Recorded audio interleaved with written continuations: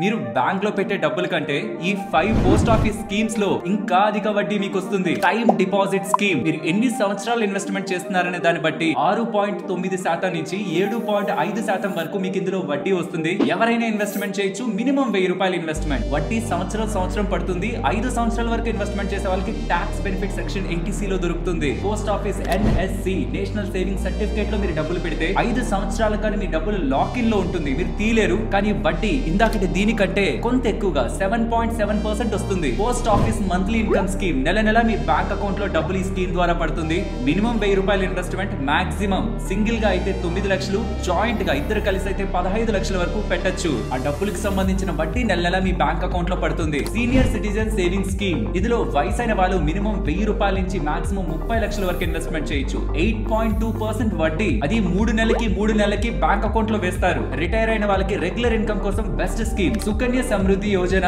10 సంవత్సరాల లోపు మీకు ఆడపిల్ల ఉంటే ఖచ్చితంగా వేయాల్సిన స్కీమ్. మినిమం 250 నుంచి మాక్సిమం 1,50,000 వరకు సంవత్సరానికి మనం ఇన్వెస్ట్మెంట్ చేస్తే దానిపైన మనకి 8.2% రిటర్న్ లెక్కన వడ్డీ క్యాలిక్యులేట్ అయి లక్షల్లో మీ అమ్మాయి పెద్ద అయ్యే నాటికి అది ఉపయోగపడుతుంది. అంటే ఈ స్కీమ్ ద్వారా వస్తున్న మొత్తం డబ్బులు ట్యాక్స్ ఫ్రీ. అంటే అన్ని స్కీమ్స్ కూడా గవర్నమెంట్ ఆఫ్ ఇండియా భరోసా ఉంటుంది. తప్పకుండా మన వాళ్ళతో షేర్ చేయండి.